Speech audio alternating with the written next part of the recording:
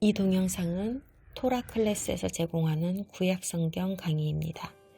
교파와 교단을 초월한 그리스도의 형제들로 구성된 미국 플로리다에 위치하고 있는 Seed of Abraham Ministries에서 제작하였으며 강의는 톰 브래드포드 목사님이 진행하였습니다. 톰 브래드포드 목사님은 저명한 랍비들의 문헌과 구약 역사를 전공하셨고 기독교의 여러 종파에서 사역을 하시다가 그 어떤 신학이나 교리도 성경에서 벗어나서는 안 된다고 생각하여 히브리 관점으로 성경을 다시 공부하셨습니다. 유튜브에 토라 클래스에서 제작한 원본 동영상과 한글 자막 동영상이 게재되어 있습니다. 오늘은 창세기 2장을 읽으면서 시작하겠습니다. CJB 성경이 있으신 분은 이 페이지를 보시면 됩니다. 한글 성경은 개역개정 4판을 인용하겠습니다. 천지와 만물이 다 이루어지니라. 하나님이 그가 하시던 일을 일곱째 날에 마치시니 그가 하시던 모든 일을 일곱째 날에 안식하시니라. 하나님이 그 일곱째 날을 복되게 하사 거룩하게 하셨으니 이는 하나님이 그 창조하시며 만드시던 모든 일을 마치시고 그날에 안식하셨음이니라. 이것이 천지가 창조될 때에 하늘과 땅의 내력이니 여호와 하나님이 땅과 하늘을 만드시던 날에 여호와 하나님이 땅에 비를 내리지 아니하셨고 땅을 갈 사람도 없었으므로 들에는 초목이 아직 없었고 밭에는 채소가 나지 아니하였으며 안개만 땅에서 올라와 온 지면을 적셨더라. 여호와 하나님이 땅의 흙으로 사람을 지으시고 생기를 그 코에 불어넣으시니 사람이 생명이 되니라. 여호와 하나님이 동방의 에덴에 동산을 창설하시고 그 지으신 사람을 거기 두시니라. 여호와 하나님이 그 땅에서 보기에 아름답고 먹기에 좋은 나무가 나게 하시니 동산 가운데에는 생명나무와 선악을 알게 하는 나무도 있더라. 강이 에덴에서 흘러나와 동산을 적시고 거기서부터 갈라져 네 근원이 되었으니 첫째의 이름은 비소온이라.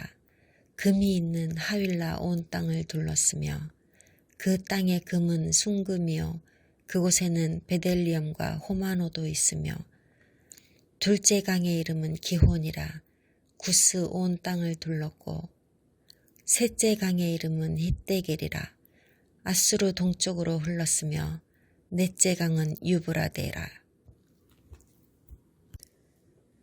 여호와 하나님이 그 사람을 이끌어 에덴 동산에 두어 그것을 경작하며 지키게 하시고 여호와 하나님이 그 사람에게 명하여 이르시되 동산 각종 나무의 열매는 내가 임의로 먹되 선악을 알게 하는 나무의 열매는 먹지 말라. 내가 먹는 날에는 반드시 죽으리라 하시니라. 여호와 하나님이 이르시되 사람이 혼자 사는 것이 좋지 아니하니 내가 그를 위하여 돕는 배필을 지으리라 하시니라. 여호와 하나님이 흙으로 각종 들짐승과 공중의 각종 새를 지으시고 아담이 무엇이라 부르나 보시려고 그것들을 그에게로 이끌어 가시니 아담이 각 생물을 부르는 것이 곧 그 이름이 되었더라. 아담이 모든 가축과 공중의 새와 들의 모든 짐승에게 이름을 주니라. 아담이 돕는 배필이 없으므로 여호와 하나님이 아담을 깊이 잠들게 하시니 잠들매 그가 그 갈빗대 하나를 취하고 살로 대신 채우시고 여호와 하나님이 아담에게서 취하신 그 갈빗대로 여자를 만드시고 그를 아담에게로 이끌어 오시니 아담이 이르되 이는 내 뼈 중에 뼈요 살 중에 살이라. 이것을 남자에게서 취하였은즉 여자라 부르리라 하니라. 이러므로 남자가 부모를 떠나 그의 아내와 합하여 둘이 한 몸을 이룰지로다. 아담과 그의 아내 두 사람이 벌거벗었으나 부끄러워하지 아니하니라. 이 말씀에서 우리는 두 가지의 중요한 기본 원칙을 발견합니다. 첫 번째는 하나님께서 특정한 날 하루를 택하셔서 거룩하게 하시고 축복하셨다는 것입니다. 바로 일곱째 날입니다. 두 번째로 하나님께서 그날에 안식하셨으며 그분께서 창조하신 모든 것들은 스스로 생산하고 또 재생산할 수 있게 하셨다는 것입니다. 첫 번째 것은 아주 쉽습니다. 하나님께서 6일 만에 모든 것을 창조하셨습니다. 6일째에 모든 창조 사역이 완벽하게 다 이루어졌습니다. 따라서 6일째 이후로는 더 이상 아무것도 창조하실 필요가 없었습니다. 6일째로 세상 모든 것이 100% 완벽하게 완성되었습니다. 그러므로 하나님께서 일곱째 날을 거룩하다고 선포하신 후에 그 날을 축복하시고 다른 모든 날들로부터 따로 떼어내셔서는 다른 날들과 특별히 구별하셨습니다. 아마 몰랐던 분들도 계시겠지만 히브리인들은 모든 요일 중에서 오직 단 하루에만 이름을 붙여 부릅니다. 바로 일곱째 날입니다. 이 날을 샤밧이라고 부릅니다. 영어로는 사밧이라고 하고 한국어로는 안식일입니다. 다른 요일들은 그저 숫자로 부릅니다. 첫째 날, 둘째 날, 셋째 날 이런 식으로요. 자, 다음은 안식이라고 번역된 단어를 살펴봅시다. 하나님이 그날에 안식하셨음이더라. 영어로 사밧, 히브리어로는 샤밧, 한국어로는 안식일이라고 번역합니다. 샤밧은 그치다, 멈추다, 하던 일을 그만두다 등으로 해석할 수 있습니다. 안식은 이 단어의 결과일 수 있지만 정확히 이 단어가 가진 의미라고는 할 수 없습니다. 히브리 현인들은 안식을 이렇게 해석합니다. 우리가 일상적으로 하고 있던 어떤 특정한 활동을 마치는 것이지 모든 것을 다 그만둔다는 의미가 아니라고요. 사실 구약 성경에서 안식이라고 번역되는 단어들은 여러 개가 있습니다. 그 의미는 약간씩 다릅니다. 한 가지 예를 들면 나한이라는 히브리어가 있는데요. 이 단어도 주로 안식이라고 번역되지만 차라리 안락이나 위안 등의 뉘앙스에 더 가깝습니다. 나한은 노아라는 이름의 어원이기도 합니다. 다른 단어로 샤안이라는 것도 있는데요. 안식이라고 번역되지만 사실 이 단어는 어떤 것에 기댄다는 느낌을 주는 단어입니다. 또 샤맛이라는 단어도 있는데 이것은 드러눕다라는 뜻이 들어 있습니다. 여기 창세기에 쓰여진 단어는 샤밧이고요. 그 뜻은 끝내다입니다. 창조 사역이 끝났기 때문입니다. 6일 동안 하나님께서 우주와 지구에 하신 작업은 마치 벌집을 짓는 것 같은 작업이었습니다. 하나님께서 창조하신 것들은 계속해서 끊임없이 창조를 거듭해 주어야 하는 것들이 아니며 계속 땜빵을 해줘야 하는 것도 아닙니다. 하나님께서는 어떤 부차적인 도움을 주지 않아도 스스로 재생산을 할 수 있는 능력을 피조물들에게 주셨습니다. 예수님의 히브리 이름인 예슈아께서 말씀하시기를 우리가 그분을 구주로 받아들이면 우리가 그분 안에서 안식할 것이라고 하셨습니다. 우리가 그분 안에서 재창조되어 새 사람이 되면 우리는 그분 안에서 100% 완전해집니다. 우리는 더 이상은 재창조의 과정을 되풀이할 필요가 없게 됩니다. 우리는 하나님께서 우리를 받아주실 수 있을 만큼 거룩한 행실로 이 땅에서 우리의 일을 마칠 필요가 있습니다. 하나님께서 완전하신 것처럼 우리의 행실도 완전하여 하나님께 인정받아야 합니다. 그분의 창조 사역이 완전했던 것처럼 말이죠. 일곱째 날은 매우 특별한 날입니다.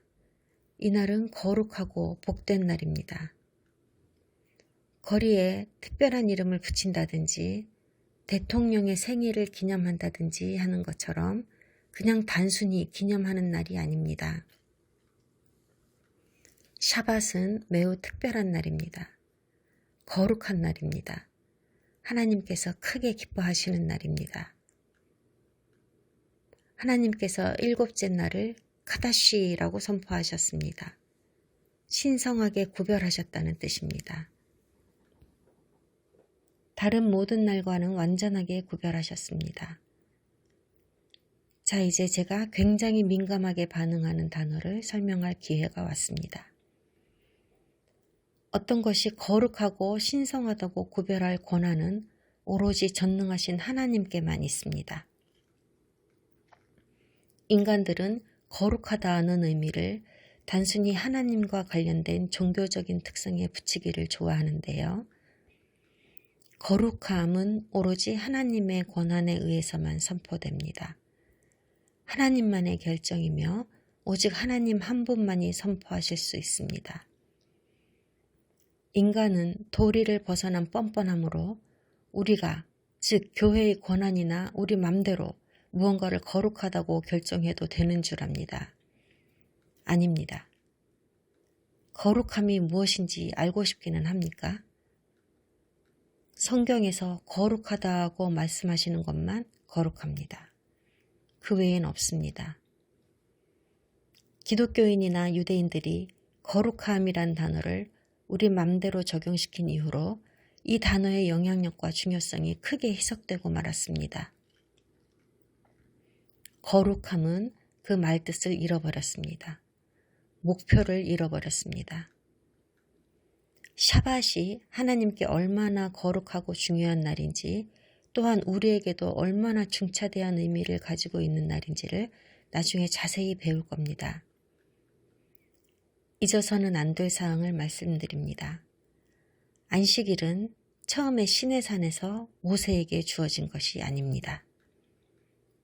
여기 창세기에서 일주일 중에 특별한 어느 한 날에 붙여진 이름입니다. 안식일은 하나님께서 일곱째 날을 거룩하게 구분하신 날입니다. 교회가 일곱째 날, 즉 안식일을 지키지 않는 이유와 안식일이 일곱째 날에서 첫째 날로 변경되었다고 생각하는 사람들이 주로 하는 변명이 있습니다. 안식일이 이스라엘에게 주어진 것이라고 생각하기 때문입니다. 즉, 오로지 이스라엘 사람들만 지키는 것이라는 생각입니다. 모세의 율법에 있는 사항이고 이스라엘이 이집트에서 나오고 곧바로 시내산에서 모세가 받은 그 율법들과 규례들 안에 안식일법이 있다고 생각하기 때문입니다. 이방인들로 이루어진 기독교회는 2세기 후반에 들어서 유대인과의 모든 연결고리를 끊고자 시도하였고 결국 4세기에 들어서 공식적으로 안식일을 폐지하게 되었습니다.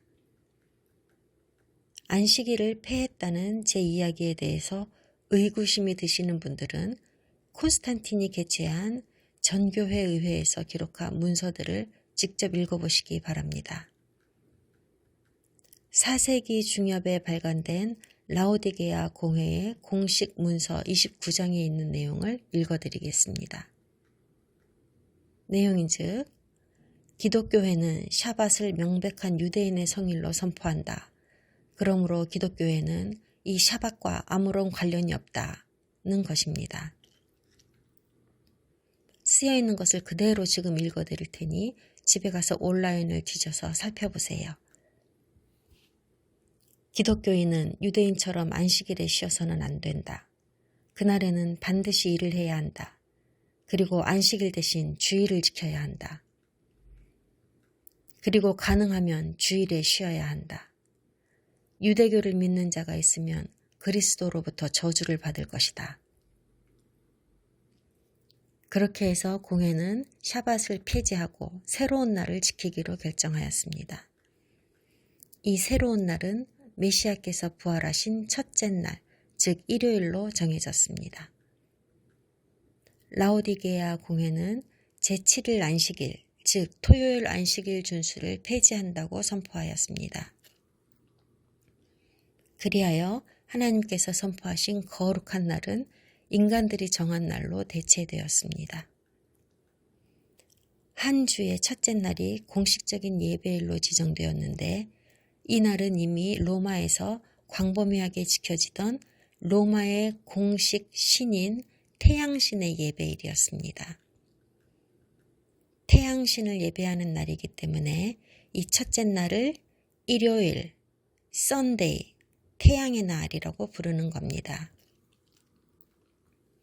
일요일은 이미 로마 제국이 태양신을 경배하기 위하여 거룩하게 구별하여 오고 있던 날입니다.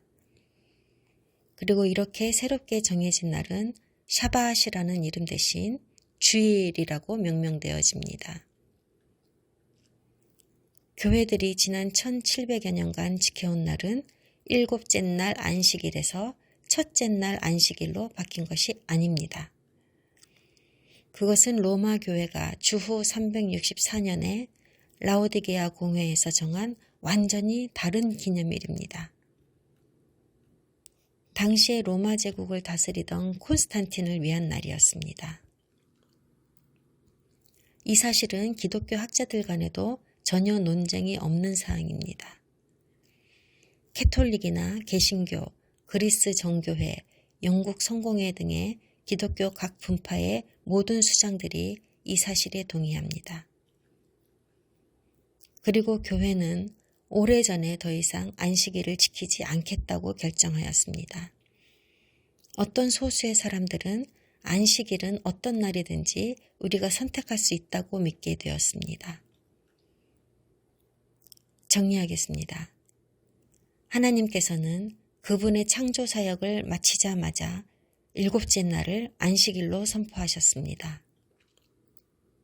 지금 성경에서 읽은 것처럼 말입니다. 이 당시에는 이스라엘이라는 나라는 아직 있지도 않았습니다. 여러분의 교파가 안식일에 대해 무엇라 가르치든 안식일은 특별한 한 민족만을 위하여 주어진 것이 아닙니다. 이스라엘 민족을 위한 것이 아닙니다.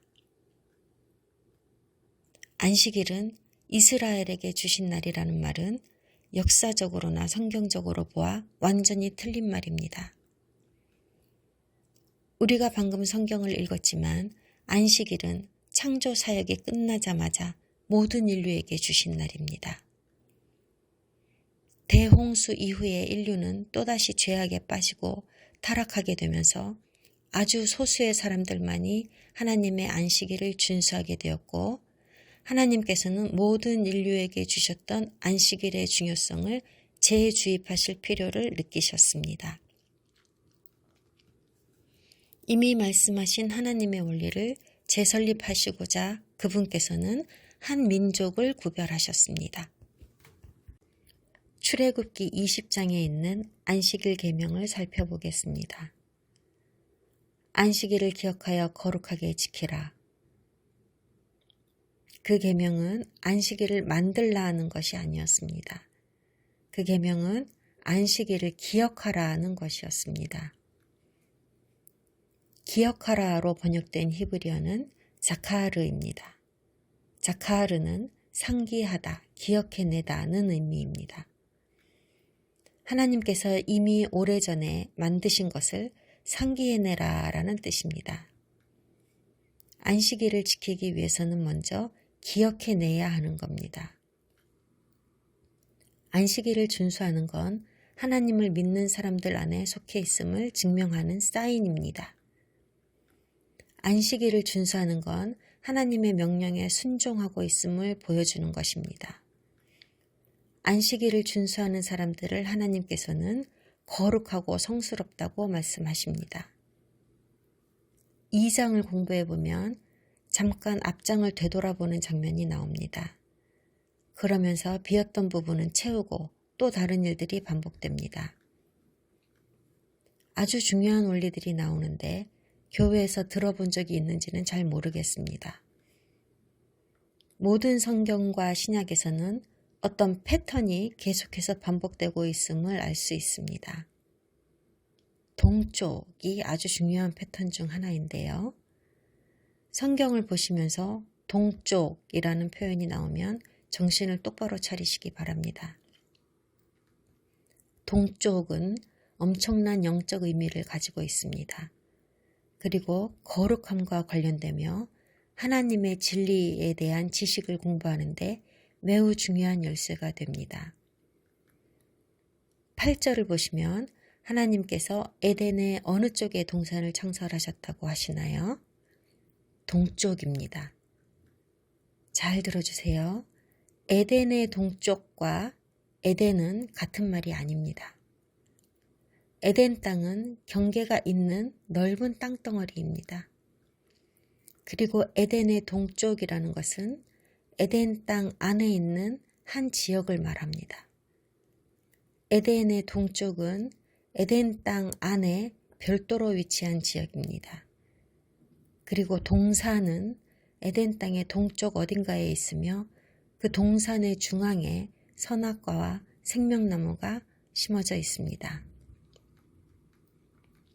하나님께서는 아담에게 필요한 모든 것을 이 아름다운 동산에 다 마련하셨고 아담은 무엇이든 원하는 대로 먹을 수 있었습니다.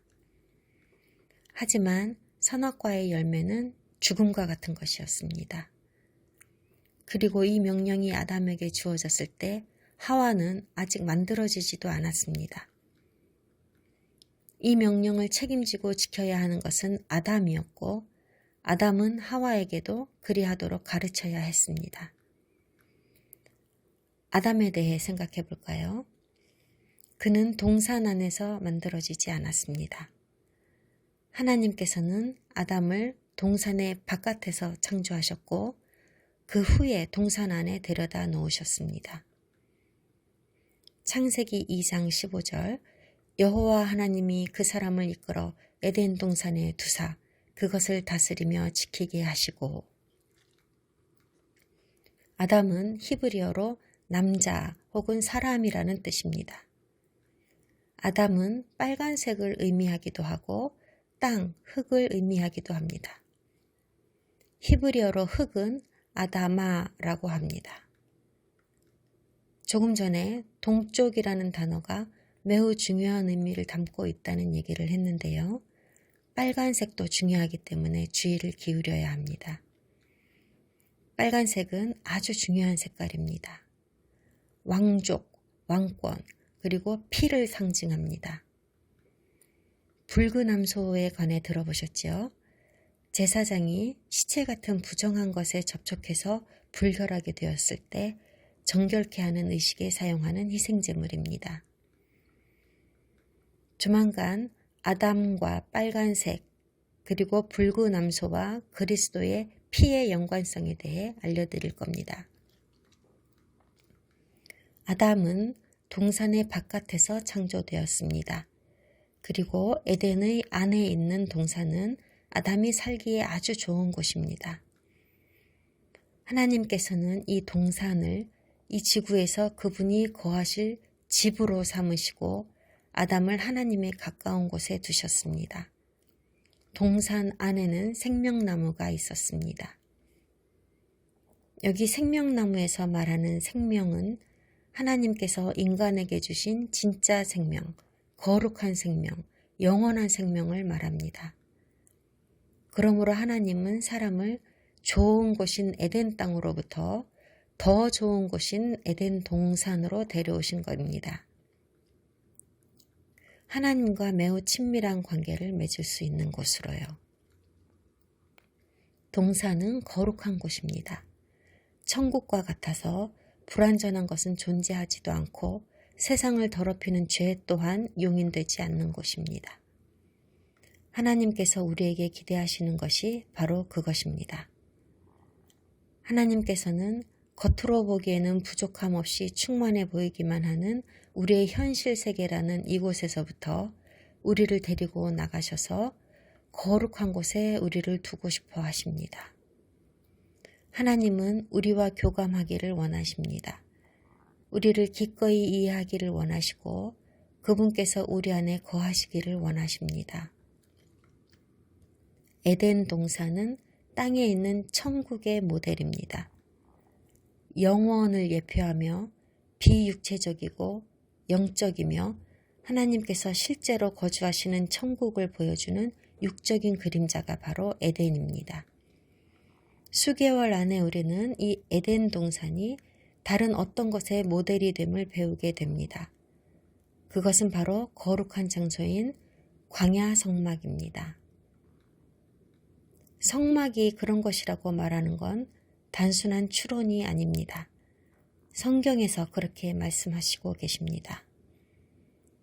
저는 성경에서 계속 나타나고 또 제가 이름 붙인 이 양자공존의 평행원리에 대하여 계속해서 보여드릴 겁니다. 땅에 있는 것은 영적 영역의 육적 대응물입니다. 땅에 있는 것은 불완전하고 육적인 것은 영적인 것에 비해 매우 제한적입니다. 7절에 보시면 하나님께서 아담에게 생명을 불어넣으셨다고 하는데요. 히브리어로 카임을 불어넣으셨다고 되어 있습니다. 아담은 처음에는 껍데기에 불과했습니다. 땅의 흙으로 지어진 움직이지 못하는 물체일 뿐이었습니다.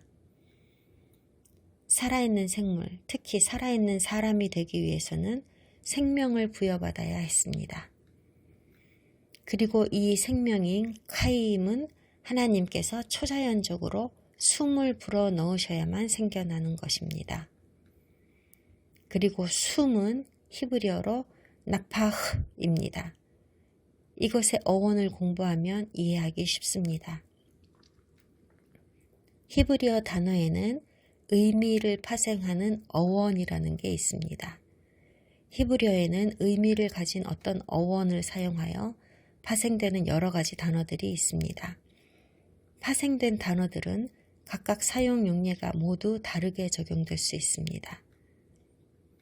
그렇게 한 어원에서 파생된 단어가 비록 사용 용례는 다르다 해도 결국 그 의미에 있어서는 맥락을 같이 합니다.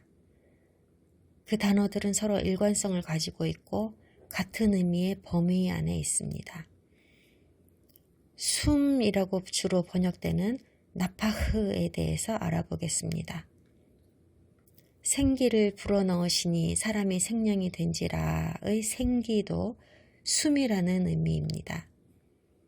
그 결과로 만들어진 것을 히브리어로 네시마라고 합니다. 하나님께서 아담에게 생기를, 즉 나파흐를 불어넣으신 결과 아담이 생명인 네시마가 되었다는 겁니다. 아담이 살아있는 영이 된지라의 살아있는 영은 히브리어로 하이 네페시입니다. 나파흐, 네시마, 네페시 이 세 단어의 관계를 알아봅시다. 공통된 의미를 갖고 같은 어원에서 파생되었습니다.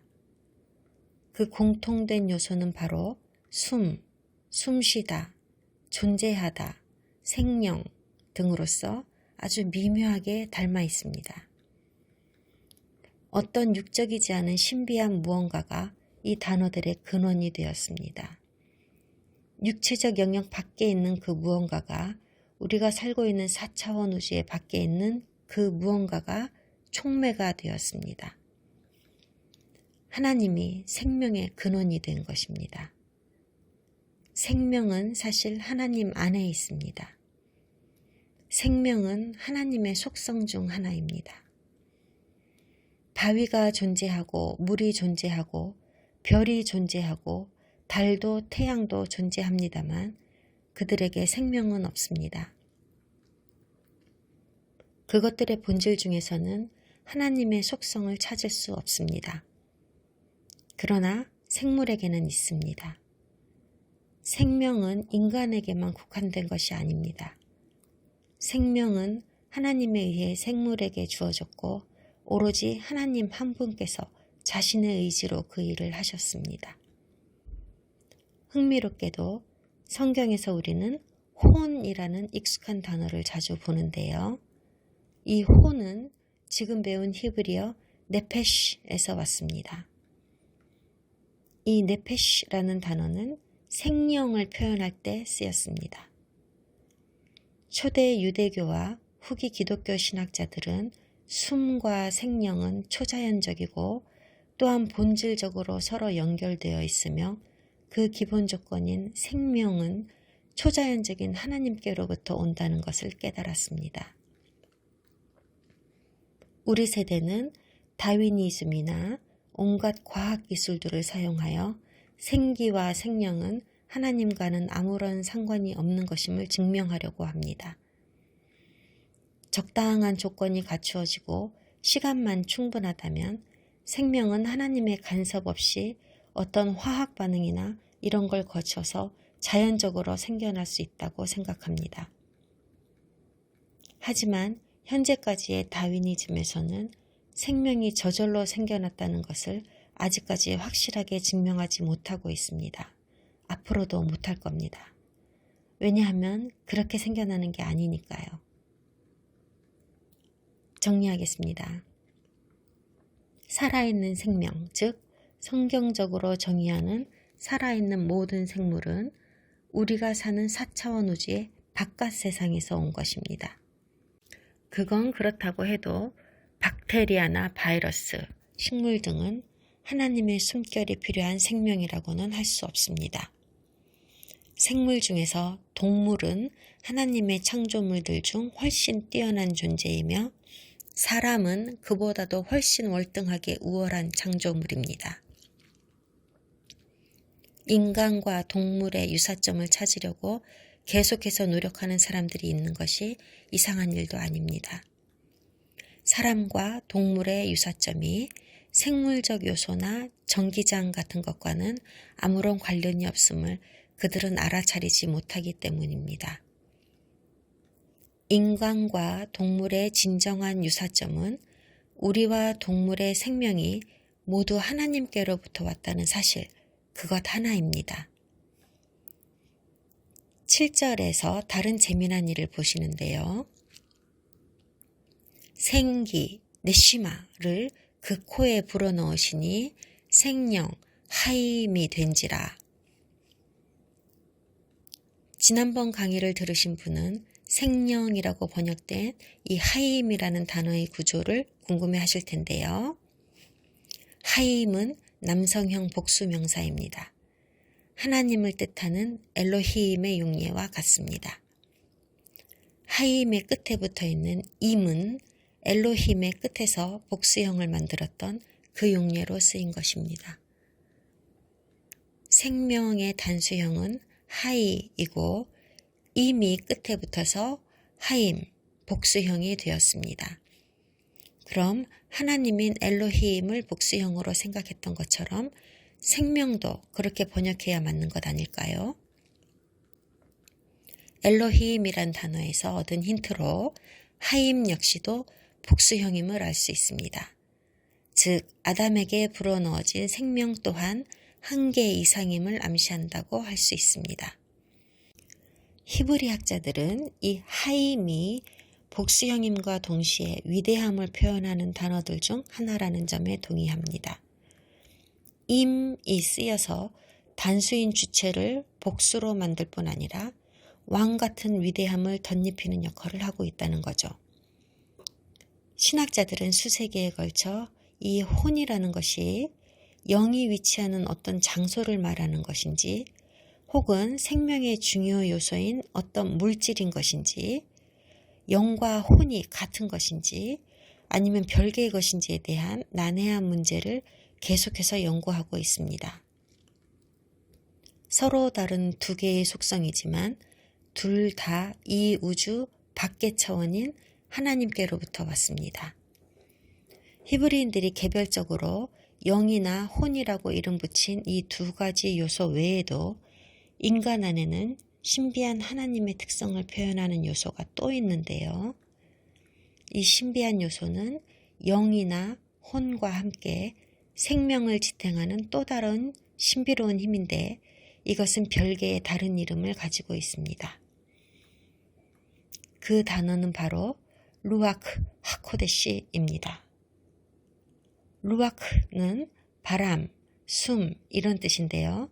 하나님과 사람을 이어주는 독특한 요소입니다. 사람과 동물은 똑같이 네페시, 즉 생명을 가지고 있는 살아있는 창조물입니다. 하지만 사람이 동물과 다른 점이 있습니다.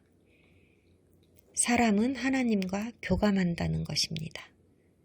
하나님을 알고 심지어 하나님을 닮았다는 점입니다. 그 독특한 능력은 영적 생명에서 기인합니다. 루아크는 영적 생명을 의미합니다. 단순히 살아서 숨을 쉬고 혼을 가진 혼의 생명인 네페시와는 다릅니다. 혼의 생명은 살아서 돌아다니게 하는 기본적인 생명을 의미합니다. 하나님은 영이십니다. 그리고 인간은 무엇으로 하나님과 교감한다고 하나요? 영입니다. 사람만이 영을 가지고 있습니다.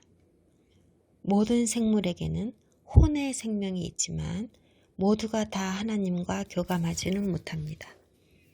오직 영으로만 가능하기 때문입니다.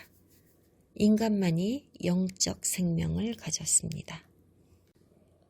다른 강의에서 우리는 신약 개념의 사고에 대해서도 배우실 텐데요. 바로 생명수의 개념입니다. 예수님께서 자신을 우리의 모든 죄를 씻어낼 살아있는 생명수라고 말씀하셨습니다. 생명수는 히브리어로 마임 하임이라고 합니다.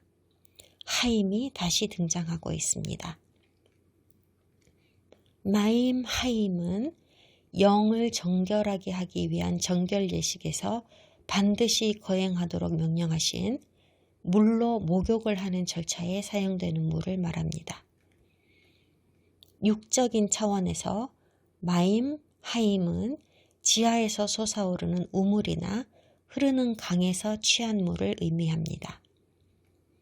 이 물은 호수나 연못, 고인 우물물 같이 멈추어 있는 물과는 달리 움직임이 있는 흐르는 물이어야 합니다.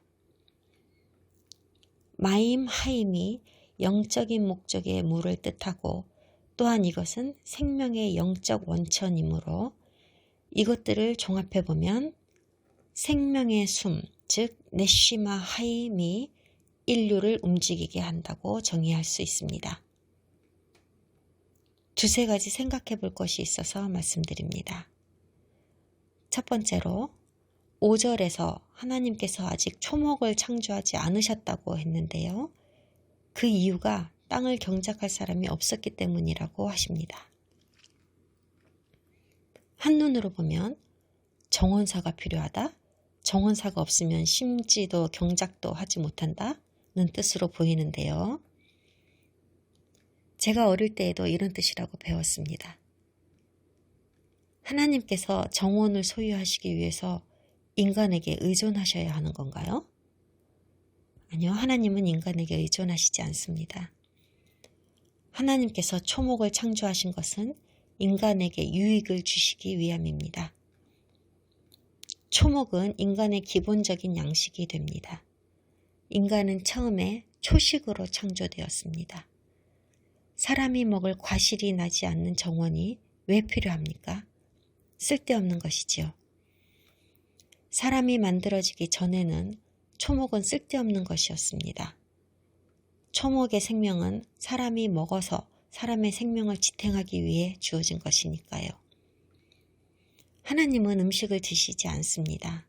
천사도 마찬가지입니다. 그러므로 정원은 하나님이나 다른 영적 존재들을 위한 것이 아닙니다. 두 번째로 같은 구절에서 하나님께서 땅에 비를 내리지 아니하셨다고 말씀하십니다.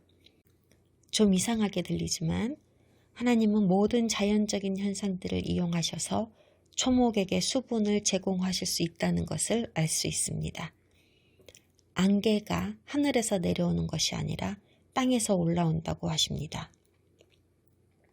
뿌리를 지탱하고 자라게 할 충분한 수분이 지면에서 올라왔습니다. 땅에서 올라온 그 수분이 안개의 모습을 하고 정원에 있는 식물의 이파리들이 섭취해야 하는 충분한 수분을 제공하였습니다. 세 번째로, 어떻게 땅에서 올라온 안개가 하늘에서 내리는 비만큼 충분할 수 있었을까요? 다음 구절에서 강들의 설명이 나옵니다. 수압에 의해 저절로 솟아오르는 지하수가 땅속으로부터 부글부글 올라왔고 그 물이 땅 위에서 하천과 강을 만들고 지면을 퍼져나가 온 땅을 적시었습니다. 하늘에서 물이 내려와서 물체를 적시는 것에 익숙한 우리와는 달리 그 시절에는 전혀 이상한 것이 아니었을 겁니다. 우리는 사실 하늘에서 내려오는 것에 익숙해서 지면으로부터 솟아나온다는 말을 이해할 수가 없긴 합니다. 네 번째로, 에덴강에서 흘러나온 네 강 중에 하나는 기혼강이라고 하는데요. 이 강은 구스 온 땅에 둘렀다고 합니다. 문자 그대로 보면 문제가 있는 구절입니다.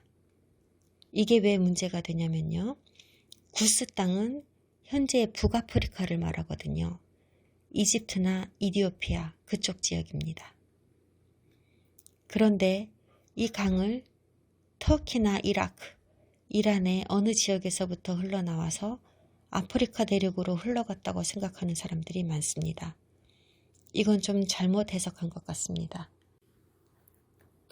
성경적으로는 구스 땅을 북아프리카 말고 다른 땅이라 해석하는 건 잘못된 것 같습니다. 구스족은 원래 메소포타미아에서 온 사람들이라고 일컬어지는데 그들이 한동안은 거기에 살았었습니다. 그리고 그 종족이 그 지역을 지배하는 것이 관례이었습니다. 원래 구스족이 메소포타미아 지역에 살던 사람들이라면 왜 바위와 사막과 기근밖에 없는 북아프리카로 이주해 갔을까요? 하나님께서 과거에나 미래에나 이스라엘을 위한 주 무대로 선택하신 지역은 이집트입니다. 하나님께서는 왜 그 풍요로운 땅, 그 비옥한 땅을 택하셨을까? 그 땅의 원천이 바로 에덴이기 때문이라고 저는 생각합니다. 다음으로 넘어가죠. 하나님은 아담에게 배필을 주시기로 결정하셨습니다. 그리고 그를 위해 한 명을 만드셨지요. 히브리어로 여자는 이샤라고 하고 남자는 이쉬라고 합니다. 이쉬는 사람이기도 합니다. 이샤의 끝에 붙어 있는 아는 무엇으로부터 온이란 의미입니다. 즉 이샤는 이쉬로부터 온이란 뜻입니다. 이샤는 성경에서 아내라는 용례로도 쓰입니다. 24절에서는 성경에서 가장 중요한 컨셉인 결혼에 관해 이야기합니다. 남자와 여자가 하나의 육신으로 여겨지는 것이죠. 하나님은 이를 육체적으로 그리고 영적으로 연결되어 있다고 하십니다. 인간은 부모와 연결되어 있지 않습니다. 우리는 우리가 선택한 배우자와 연결되어 있고 이것은 우리가 한때 모친과 함께 연결되어 있던 것보다 훨씬 높은 차원의 것입니다. 제가 여러분이 기분 나빠할 만한 이야기를 지금 꼭 해야 하겠습니다. 한 남자와 한 여자가 결혼으로 인해서 하나의 육신이 됩니다. 한 남자와 한 남자 혹은 한 여자와 한 여자가 아닙니다. 자유주의 신학자들이나 불가지론자, 무신론자 혹은 정치인들이 무엇라 짓거리든 간에 그것은 다 가증한 속임수입니다. 창세기 2장에서 제시되고 있는 이 놀라운 하나님의 기본 원리를 이해하지 않고서는 더 이상 나아갈 수 없습니다.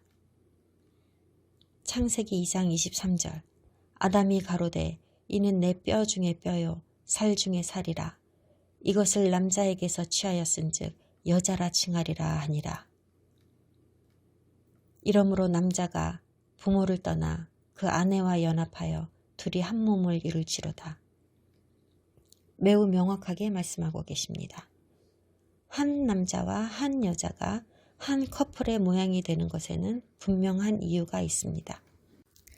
이 구절에 적혀있는 분명한 이유는 여자가 남자의 뼈와 살에서 만들어졌기 때문입니다. 지구상에서 생물체로 살기 시작한 남자와 여자는 말 그대로 한 육체에서 왔습니다. 그리고 결혼이라는 활동을 통해 재결합하게 됩니다. 이것이 하나님의 기본 원리입니다. 아내는 여자, 이샤입니다. 그 이름 자체가 남자에게서 왔다는 의미이지 않습니까? 남자가 남자에게서 나온 것이 아니며 어떤 다른 남자를 아담의 갈비뼈에서 만드신 것이 아닙니다.